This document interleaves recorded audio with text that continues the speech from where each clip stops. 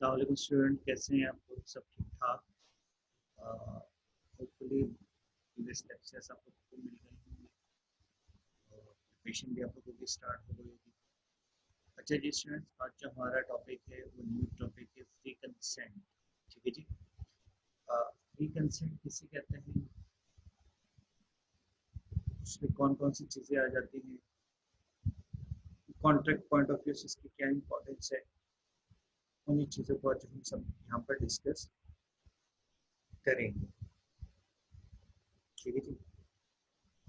बेटा, कानून कहता है कि जब भी पार्टीज आपस में कॉन्ट्रैक्ट करेंगे तो जो उनके दरमियान में कंसेंट होनी चाहिए वो फ्री होनी चाहिए। But the question is that what is mean by consent. Consent कहते हैं रजामंदी को, यानी आपस की बाहमी रजामंदी से कॉन्ट्रैक्ट करें पार्टीज। उनकी रजामंदी क्या होनी चाहिए बेटा? ये यहाँ पे वर्ड लिखा हुआ फ्री। उनकी रजामंदी होनी चाहिए फ्री, यानी आज़ाद रजामंदी होनी चाहिए। किसी किस्म की कोई ज़बरदस्ती ना हो, कोई फोर्सफुली नहीं होना चाहिए। अब कानून कहता है कि अगर एक पार्टी ने दूसरी पार्टी से कॉन्ट्रैक्ट करवाया और उसमें उस पार्टी की कंसेंट फ्री नहीं थी, ज़बरदस्ती से कॉन्ट्रैक्ट करवाया, तो कानून कहता है कि हमारी नज़र में ऐसा कॉन्ट्रैक्ट वैलिड नहीं होगा, वॉइडेबल। तो जो हमें समझ में यहाँ पे ये आया कि कंसेंट फ्री होना ज़रूरी है। अब सवाल यहाँ पे ये आता है कि कौन से ऐसे सर्कमस्टांसेस, हालात, सिचुएशन हो सकती है कि जहाँ पर पार्टीज की कंसेंट फ्री नहीं होगी। यानी हम समझेंगे ज़बरदस्ती से कॉन्ट्रैक्ट करवाया। तो बेटा ये आपको point A B C D E 5 चीज़ें नज़र आ रही हैं। एक को हम कहते हैं कॉरिजन, एक को हम कहते हैं अनड्यू इन्फ्लुएंस, एक को हम कहते हैं फ्रॉड, एक को हम कहते हैं मिस रिप्रेजेंटेशन और एक को हम कहते हैं मिस्टेक। कानून कहता है कि जब भी पार्टीज आपस में कॉन्ट्रैक्ट करेंगी तो ये 5 चीज़ें पार्टीज के दरमियान में एग्जिस्ट नहीं होनी चाहिए। अगर इनमें से कोई एक भी चीज़ पाई गई, पॉइंट नंबर ए हुआ या बी हुआ या सी हुआ या डी हुआ या ई हुआ, तो कानून कहता है कि हमारी नज़र में ऐसा कॉन्ट्रैक्ट वैलिड नहीं होगा, ऐसा कॉन्ट्रैक्ट वैलिड नहीं होगा। अब ये पांचों चीजें बस समझ लीजिएगा, कॉन्ट्रैक्ट में नहीं होनी चाहिए पार्टीज के दरमियान। नंबर 1 आपको क्या नजर आ रहा है? कॉरिजन। बेटा कॉरिजन का मतलब ये है, उर्दू में हम कहते हैं जबरन। अगर एक पार्टी ने दूसरी पार्टी से कॉन्ट्रैक्ट करवाया, जबरन करवाया, फोर्सफुली करवाया, तो कानून कहता है ऐसा कॉन्ट्रैक्ट वैलिड नहीं होगा, क्योंकि उसकी यहाँ पे रजामंदी शामिल नहीं। अब आप जबरन कितने तरीकों से करवा सकते हैं? एक तो तरीकाकार ये है जबरन का कि अगर आपने किसी को मारा पीटा और मार पीट कर उससे कॉन्ट्रैक्ट साइन करवाया, तो कानून कहता है ऐसा कॉन्ट्रैक्ट वैलिड नहीं होगा, क्योंकि उसकी यहाँ पे रजामंदी नहीं है। फिर कानून कहता है कि अगर आपने किसी से गन पॉइंट पे साइन करवाया,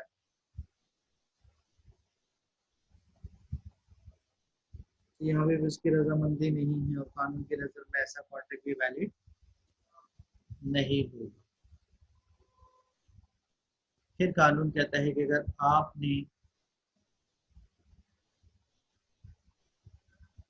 किसी को धमकी दी और उसके बेटे को मारने की धमकी दी, किडनैप करने की धमकी दी, शूट करने की धमकी दी और कहा कि कॉन्ट्रैक्ट साइन कर लो, तो कानून कहता है ऐसा कॉन्ट्रैक्ट भी वैलिड नहीं होगा। फिर कानून कहता है कि अगर एक पार्टी खुद कॉन्ट्रैक्ट नहीं कर रही बट दूसरे से करवा रही है, कानून कहता है ऐसा भी वैलिड नहीं होगा।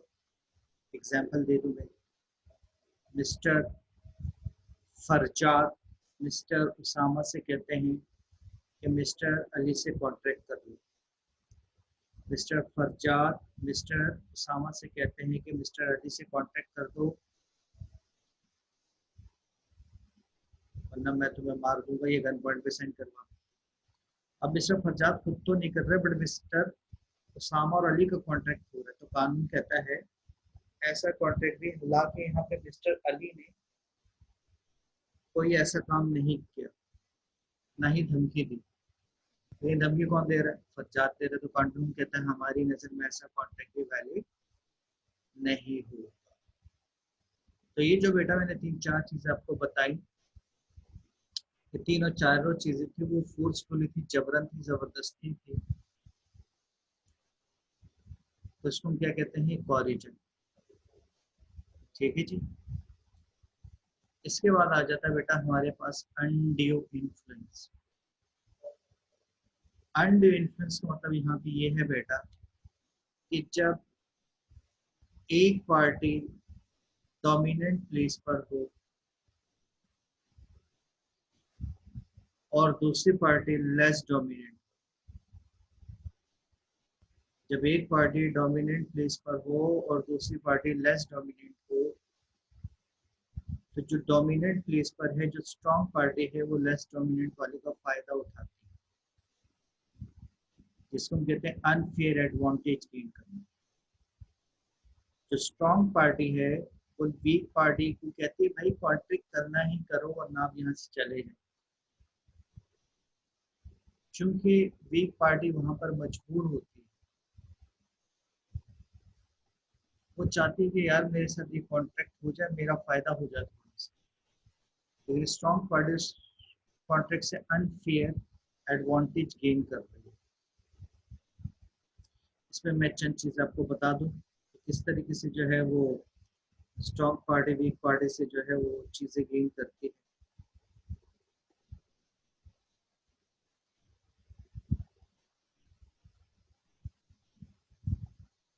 सपोज करें एक विडो खातून है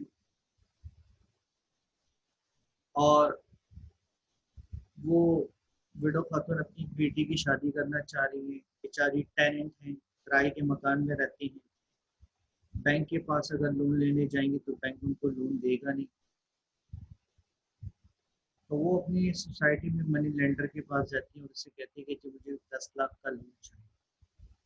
मनी लेंडर कहता है कि जी मैं 35% इंटरेस्ट रेट पे आपको लोन दूंगा, अपने लेना है नहीं वरना चली जाए। मार्केट वैल्यू चल रही है 12%, तो कानून कहता है आप 13 ले लें, 14 ले लें, 15 ले लें, 16 ले लें, 4 या 5% तो आप रेट ऊपर ले सकते हैं, लेकिन डबल और ट्रिपल हम आपको अलाउ नहीं करेंगे, बिकॉज अगर कोई लेगा तो इसका मतलब साफ साफ है कि आप उससे अनफेयर एडवांटेज गेन कर रहे हैं। तो यहाँ पे जो मनी लेंडर ने उस खातून को, विडो खातून को लोन दिया, वो उसने बेटा अनफेयर एडवांटेज गेन किया है। इसको हम क्या कहेंगे फिर? अनड्यू इन्फ्लुएंस कहेंगे। यहाँ तक बात समझ में आ गई आप लोगों को? तो फिर इसमें कानून हमसे कहता है कि अनड्यू इन्फ्लुएंस में जो पार्टीज होनी चाहिए उनका नियर रिलेशनशिप होना चाहिए। नियर रिलेशन में दो चीज आती हैं आपके पास, इनफैक्ट आप तीन भी कह सकते हैं। एक को हम कहते हैं रियल और अपेरेंट अथॉरिटी, एक को हम कहते हैं फाइडेंशियल रिलेशनशिप, और एक को हम कहते हैं person whose mental capacity is permanent और temporarily effective। तो कानून कहते हैं यहाँ पे जो पार्टीज के दरम्यान में रिलेशनशिप है वो स्ट्रॉन्ग भी है और वीक भी है। रियल का मतलब है बाप और बेटे के दरमियान में बाप स्ट्रॉन्ग है, बेटा वीक है। अपेरेंट अथॉरिटी कहते हैं एम्प्लॉयर और एम्प्लॉय, वहां पे भी अब थ्रेट नहीं देते, बट उसे कहते हैं काम करना है करो वरना जाओ। फाइडेशियरी रिलेशनशिप कहते हैं ट्रस्ट बेस्ड, कि जहां पर एक पार्टी दूसरी पार्टी पे ट्रस्ट करती है। जिस तरीके से आपने देखा होगा कि कुछ मुरीद अपने पीरों पे बड़ा ज्यादा ट्रस्ट करते हैं, लेकिन पीर चीट कर जाते हैं, धोखा दे जाते हैं, अपने आप को बहुत ज्यादा अल्लाह वाला शो करके उसका अनफेयर एडवांटेज गेन कर रहे होते हैं, अगली का तसल्सल करते हैं। इसी तरीके से आप लॉयर और क्लाइंट को कह सकते हैं। कुछ लॉयर्स जो है वो अनफेयर एडवांटेज गेन कर रहे होते हैं अपने क्लाइंट से, तो ये हो जाता है फाइडेशियरी रिलेशनशिप। और उसके बाद आ जाता है हमारे पास तीसरा person whose mental capacity is temporarily और परमानेंटली अफेक्टेड, डॉक्टर और पेशेंट, पेशेंट और अटेंडेंट।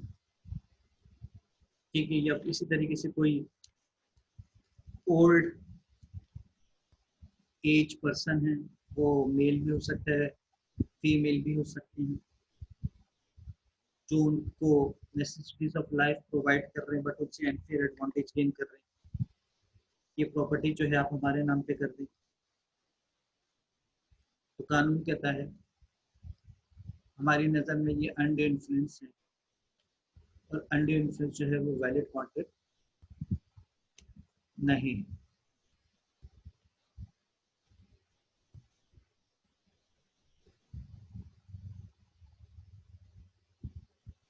ठीक है बेटा। फिर कानून कहता है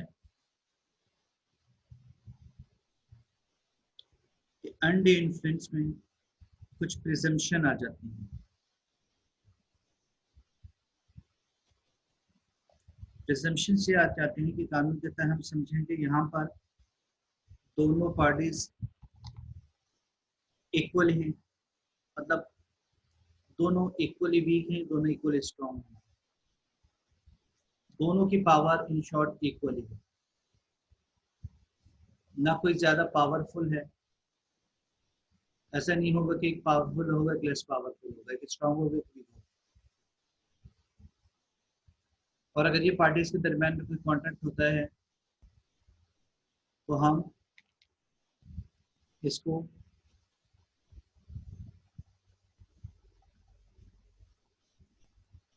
अनड्यू इन्फ्लुएंस नहीं समझेंगे। तो बेटा वो तीन पार्टीज याद रखिएगा।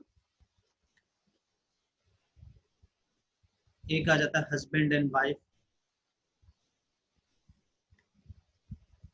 एक आ जाता है टेनेंट और लैंडलॉर्ड, टेनेंट एंड लैंडलॉर्ड, और तीसरा आता है क्रेडिटर एंड डेबिटर।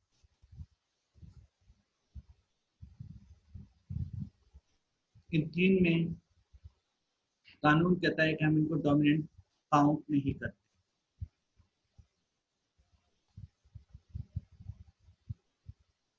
अभी तक हम अंडर इन्फ्लुएंस पर ही।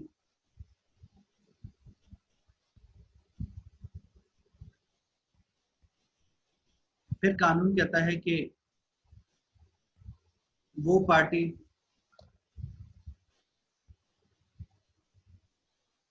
जिसके साथ ज्यादती हुई है, जो जस्टिस लेना चाहती है, तो बर्डन ऑफ प्रूफ उस पर भी होता है और स्ट्रॉन्ग पार्टी पे भी होता है।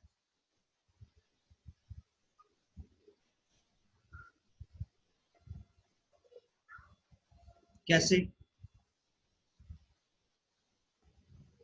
जो वीक पार्टी है, जो केस करेगी कि जी अनड्यू इन्फ्लुएंस मुझसे गेन किया है, अनफेयर एडवांटेज गेन किया है, तो उसको भी तीन चीजें प्रूफ करना पड़ती है अदालत में। एक चीज ये प्रूफ करना पड़ेगी कि जी मैं लेस डोमिनेंट था, अगली पार्टी डोमिनेंट। दूसरा ये प्रूफ करना पड़ेगा कि जी मुझसे अनफेयर एडवांटेज गेन किया है,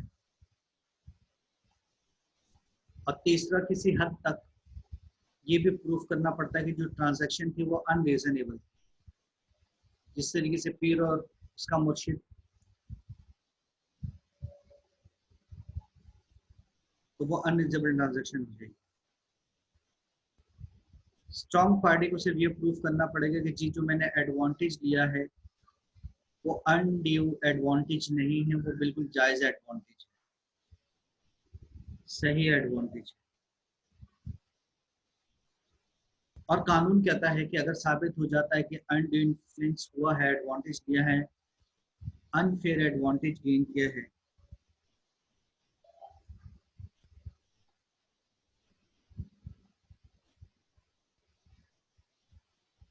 तो फिर ऐसी सिचुएशन में बेटा कि जिस पार्टी ने, जो लेस डोमिनेंट थी, अगर उसने कोई फायदा उठाया तो उसको भी वापस देना पड़ेगा, और अगर स्ट्रॉन्ग पार्टी ने कोई फायदा उठाया तो उसको भी वापस देना पड़ेगा।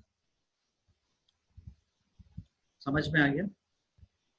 यानी लेस पार्टी को भी रिस्टोर करना पड़ेगा, लेस सॉरी वीक पार्टी को भी रिस्टोर करना पड़ेगा, और स्ट्रॉन्ग पार्टी को भी बेनिफिट रिटर्न करना पड़ेगा। इन्हें वीक पार्टी को जो बेनिफिट रिटर्न करना पड़ेगा वो स्ट्रॉन्ग पार्टी को रिटर्न करना पड़ेगा, और स्ट्रॉन्ग पार्टी ने अगर कोई लिया तो वो वीक पार्टी को वापस रिटर्न करना पड़ेगा। फिर कानून कहता है कि भाई अगर स्ट्रॉन्ग पार्टी ये साबित कर दे ये चीजें, तो हम समझेंगे कि फिर उसने अनड्यू इन्फ्लुएंस क्रिएट नहीं किया, अनफेयर एडवांटेज नहीं लिया। अगर वो चीजें क्या कर दे, साबित कर दे कि उसने वीक पार्टी को पूरा कॉन्ट्रैक्ट के बारे में बता दिया था कि भाई ये कॉन्ट्रैक्ट तुम्हारे लिए फायदेमंद है या नुकसानदेह है, मुझे ये फायदा मिल रहा है, अब तुम्हारी मर्जी है, तुम करना चाहो नहीं करना चाहो। इन्हें फुल डिस्क्लोजर दे दिया था, और इसके बावजूद वीकर पार्टी अगर कॉन्ट्रैक्ट करती है तो फिर कानून कहता है कि ये अनड्यू इन्फ्लुएंस नहीं है। प्राइस रीजनेबली ली है उसने। सपोज करें आप एक बैंक के पास जाते हैं रिसेशन में, वैसे बैंक आपको 15% पे लोन दे रहे हैं, यहाँ बैंक ने आपको 25% पे दिया। अदालत में बैंक ये कह सकता है कि जो प्राइस थी वो एडिक्वेट थी, बिकॉज मैंने सिर्फ इन्हीं को 25 पे नहीं थे, जितने कस्टमर मेरे पास, मेरे क्लाइंट आ रहे थे लोन लेने के लिए, मैंने सबको ही 25% पे दिए, और सारे बैंकिंग 25 पे दे रहे बिकॉज रिसेशन चल रहा है मार्केट में, तो फिर ये भी अंडर इन्फ्लुएंस नहीं होगा।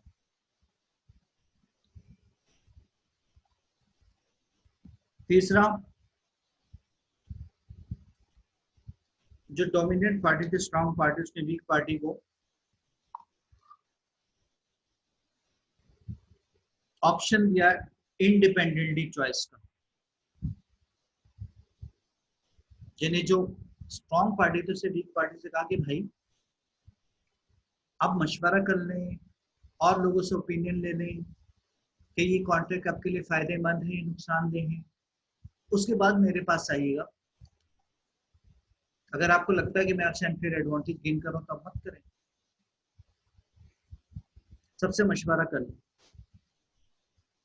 ये एडवाइस दे दी और इंडिपेंडेंटली दी कि खुली छूट दे दी, उसके बावजूद अगर वीकर पार्टी कॉन्ट्रैक्ट करती है तो कानून कहता है ये अनफेयर एडवांटेज अब नहीं हुआ, क्योंकि आपको चॉइस दे दी थी ना उसने।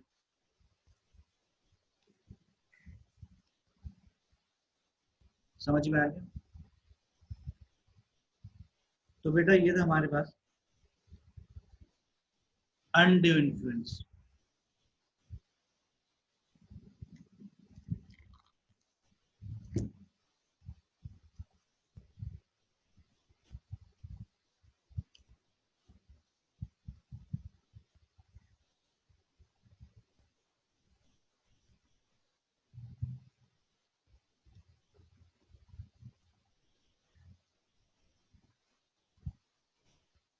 इसके बाद आ जाते हैं बेटा हमारे पास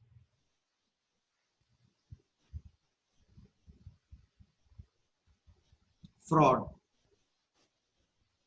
उर्दू में इसका नाम है धोखा।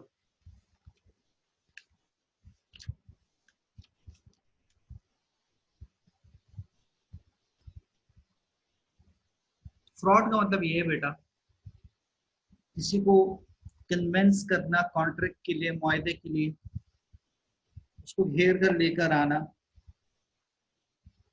और उसको ये तासुर देना कि वो कॉन्ट्रैक्ट उसके लिए बहुत ही फायदेमंद है, लेकिन हकीकतन वो कॉन्ट्रैक्ट उसके लिए नुकसानदेह होता है।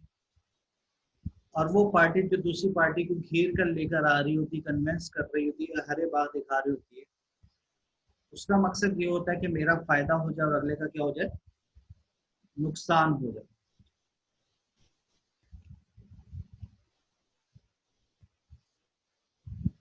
इसको हम कहते हैं बेटा फ्रॉड।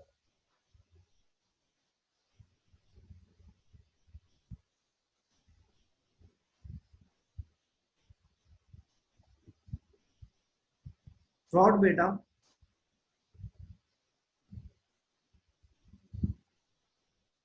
आप आप खुद भी कर सकते हैं, अपने एजेंट के थ्रू भी करवा सकते हैं, या थर्ड पार्टी के थ्रू भी करवा सकते हैं।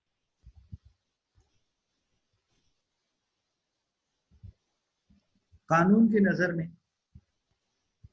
अगर आप ये अमल अंजाम देंगे, ये एक्ट परफॉर्म करेंगे, तो कानून कहता है कि हम इसको फ्रॉड समझेंगे।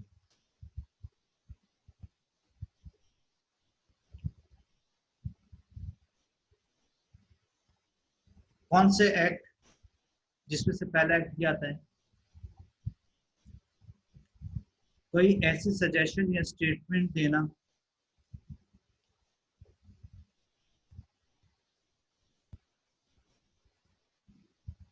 जो आपको पता है कि झूठी है, गलत है, अनट्रू है,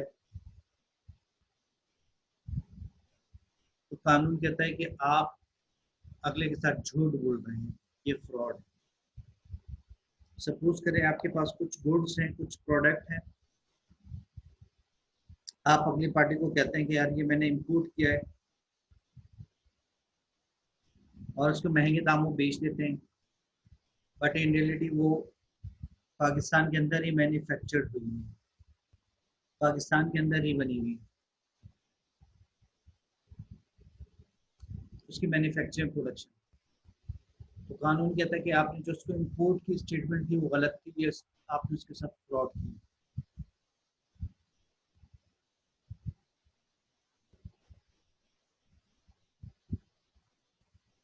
फिर कानून कहता है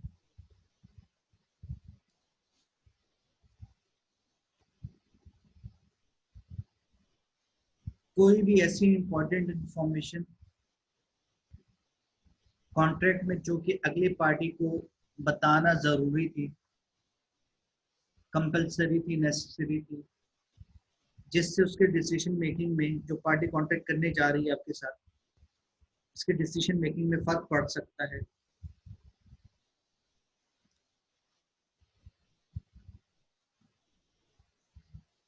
मगर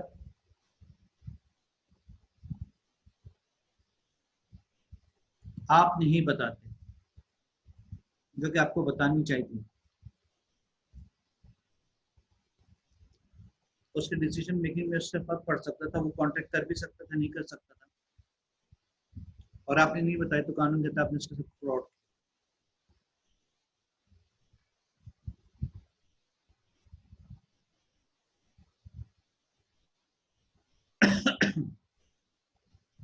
सपोज करें आप किसी यूनिवर्सिटी में एज एडमिनिस्ट्रेशन में काम करते हैं, एडमिन ऑफिसर हैं, आपने यूनिवर्सिटी के लिए फर्नीचर परचेज करना है, आप एक फर्नीचर वाले के पास जाते हैं और उससे जब फर्नीचर लेते हैं और फर्नीचर वाला आपसे कहता है कि जी बिल्कुल डिफेक्टिव फर्नीचर नहीं है, किसी किस्म की कोई प्रॉब्लम नहीं आएगी, नया फर्नीचर है, बट जो एक्चुअल चीज़ थी वो था पुराना फर्नीचर, जहाँ जहाँ से दीमक ने खाया तो उसको आपने छुपा दिया था पॉलिश वगैरह करके, और पॉलिश से आपने नया कर दिया था फर्नीचर। तो कानून कहता है आपको ये स्टेटमेंट देनी चाहिए थी कि फर्नीचर पुराना है, और फिर अगली पार्टी को ऑप्शन देते वो लेना चाहता है या नहीं लेना चाहता। लेकिन आपने उससे ये एक्टिव कंसीलमेंट की छुपाया, तो कानून कहता है ये भी आपने उसके साथ किया कि फ्रॉड।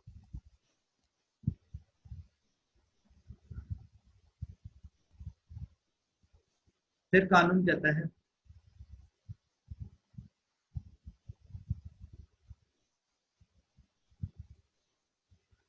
कि अगर आप किसी से कोई कॉन्ट्रैक्ट करते हैं किसी भी परफॉर्मेंस के लिए,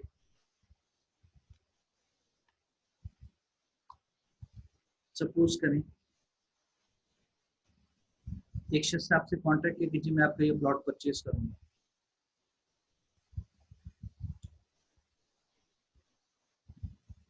और दो तीन पार्टीज आपके पास आ जाती हैं प्लॉट लेने के लिए, मगर ये शख्स चाहता है कि यार ये पार्टी आपसे प्लॉट परचेज न करे और आपका नुकसान करे। यानी इब्तिदा से उसका इरादा होता है कि जो वादा वो करेगा उसको परफॉर्म ही नहीं करना, उसने झूठा वादा करता है। यानी promise made without any intention of performing it. अब वो आपसे कॉन्ट्रैक्ट करता है,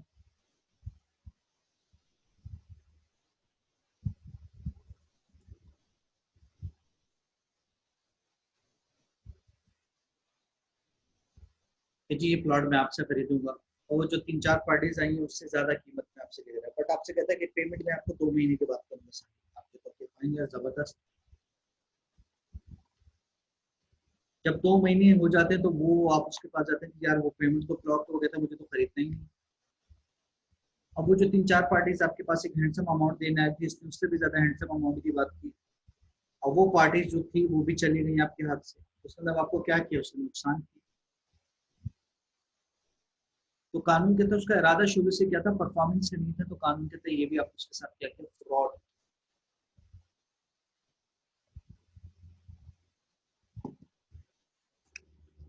समझ में आ गया बेटा?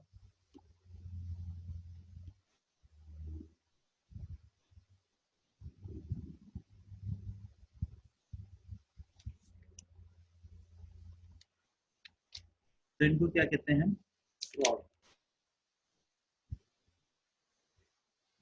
कानून कहता है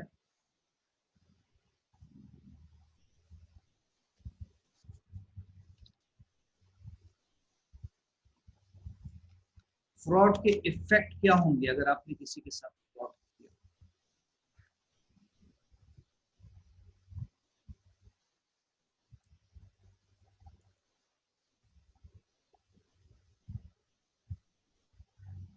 कानून कहता है कि वो पार्टी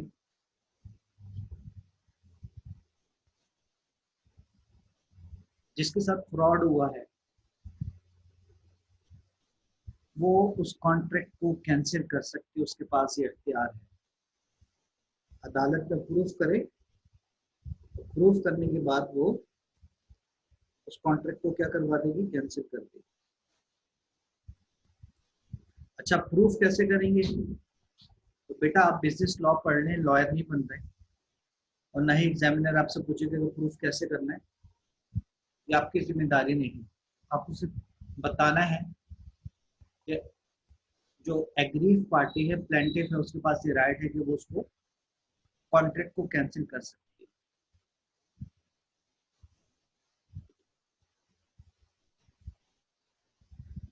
फिर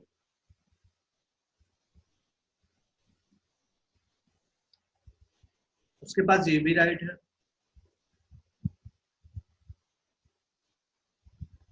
कि वो अदालत से कह सकती है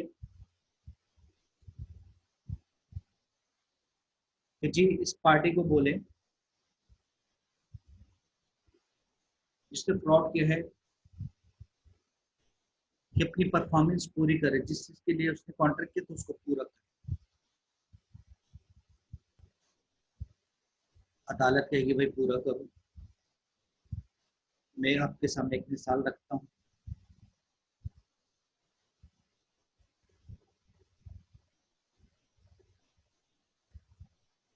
सपोज करें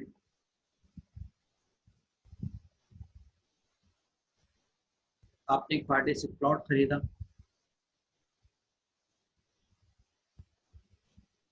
उस पार्टी ने आपसे कहा कि जी इसमें किसी किस्म का कोई डिफेक्ट नहीं है,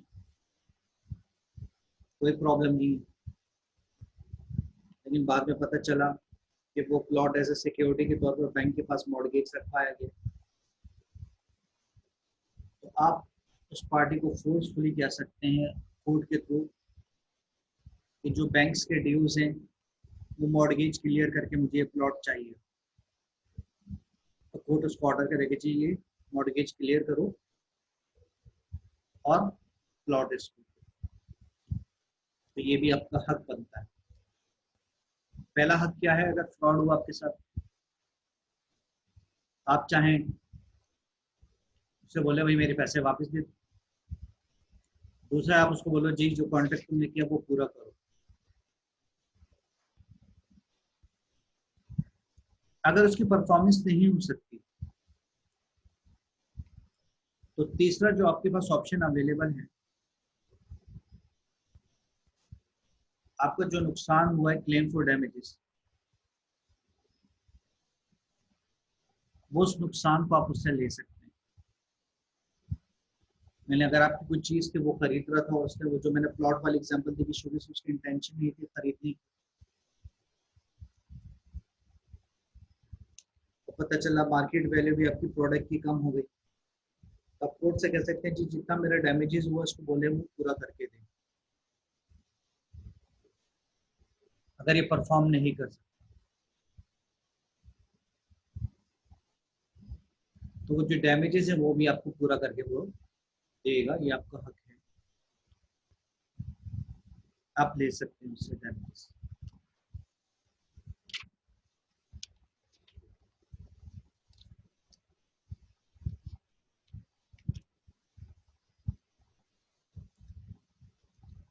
फिर कानून कहता है mere silence does not mean amount to fraud. आप लोग चाहें तो अपने पास हेडिंग लिख सकते हैं, mere silence does not amount mean to fraud. कानून कहता है बाज अगर पार्टीज खामोश रहती हैं, तो ये जो खामोश रहना है ना,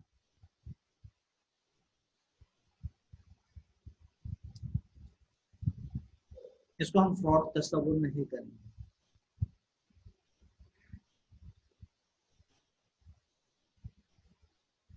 क्यों? कानून कहता है कि जब सेलर कोई चीज बेचता है बायर पे,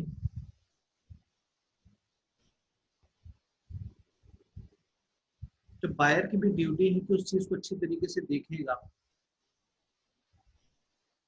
और सेलर को भी बताएगा कि यार ये चीज मुझे इस पर्पस के लिए चाहिए, इस मकसद के लिए चाहिए। अगर सेलर को नहीं बताता, अपनी एक्सपीरियंस अपनी स्किल्स पे भरोसा करके वो लेता है और बाद में वो डिफेक्टिव निकलती है, तो फिर सेलर का नुकसान, सॉरी बायर का अपना नुकसान होगा, सेलर का नुकसान नहीं होगा, ना ही सेलर को वो फ्रॉड के लिए लायबल ठहरा सकता है। दो एग्जांपल दूंगा मैं। सपोज करिए ईद का सीजन है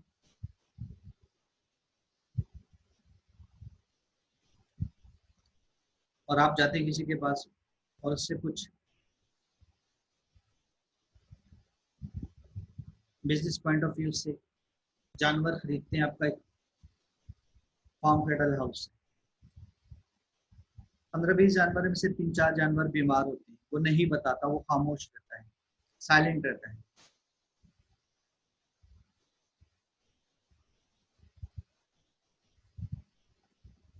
तो आपको पूछना चाहिए था उसी वक्त कि यार ये जो मैं जानवर ले रहा हूँ उसको कोई बीमार तो नहीं होगा। ना आपने पूछा ना उसने बताया, अल्फाज मैंने गौर से सुनिएगा, ना आपने पूछा ना उसने बताया, तो कानून कहता है ये फ्रॉड नहीं है। आप पूछ लेते और फिर वो खामोश रहता तो फिर फ्रॉड था। या इसी तरीके से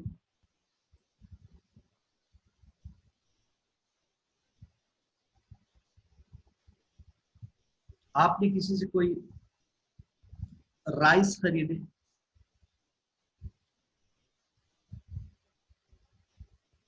और अगली पार्टी को पता है कि यार फ्यूचर में इसकी प्राइसेस, उसको प्राइवेट इंफॉर्मेशन मिलती है कि फ्यूचर में इसकी प्राइसेस कम होने वाली,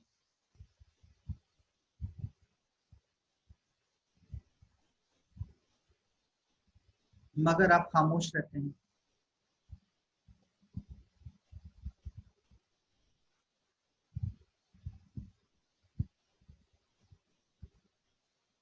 आप उसको नहीं बताते तो कानून कहता है हम इसको भी फ्रॉड नहीं समझेंगे। ठीक है जी, क्योंकि फ्यूचर प्राइसेस में मैंने कहा था आपकी ड्यूटी, आपको भी मार्केट में टच रहना चाहिए बायर। लेकिन उसके बाद एक्सेप्शन, कानून कहता है कि यही चीजें खामोशी फ्रॉड भी बन जाएंगी, जहां पर फाइडेशी रिलेशन, मतलब अगला आप पर एतमाद करता हो, आप पे ट्रस्ट करता हो, और आपकी प्रायर कंसिस्टेंट डीलिंग चलती हुई आ रही है, माजी में वो आपसे चीजें लेता रहा है, तो कानून कहता है चाहे उसने बोला भी नहीं, बट लेकिन एतमाद के बेस पर, फाइडेशी रिलेशन ट्रस्ट के बेस पर आपसे चीजें खरीदता और आपने उसके साथ धोखा किया, 2 नंबर चीजें दी उसको, तो कानून कहता है ये फ्रॉड है। इसी तरीके से अगर आपसे कोई पूछता है कि यार मैं ये चीज खरीद रहा हूँ, होपफुली ये चीज सही होगी, आप जवाब नहीं देते, खामोश रहते हैं, तो कानून कहता है कि आपको जवाब देना चाहिए था, यस या नो में। अगर खामोश रहते हैं तो उसका मतलब आपने उसके यस में जवाब दिया है कि खराब नहीं है, बाद में वो चीजें खराब होती तो आप ये प्ली अदालत में नहीं ले सकते जी मैंने तो कुछ बोला भी नहीं था, तो कानून कहता आपको खामोश रहना ही यस है। तो 2 जगह मैंने बताया जहां खामोश रहते फ्रॉड नहीं, तो लेकिन 2 जगह ऐसा है कि जहां पर आप खामोश रहते हैं, कानून कहता है ये फ्रॉड है।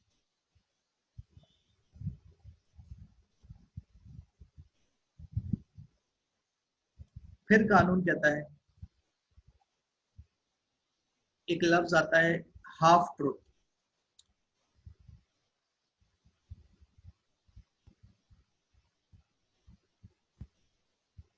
हाफ ट्रूथ का मतलब यहाँ पे ये होता है बेटा,